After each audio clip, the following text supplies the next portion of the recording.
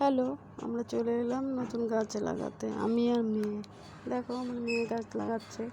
প্রথমে পাতাগুলো দিয়ে দিল, তারপরে কিছু সবজি চোষা দিয়ে দিল।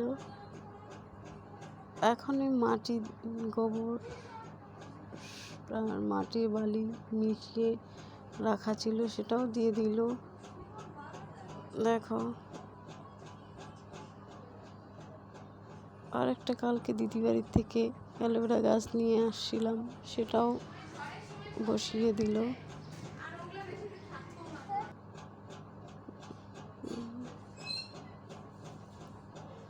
বসানো হয়ে গেল, আমি একটু হেল্প করলাম।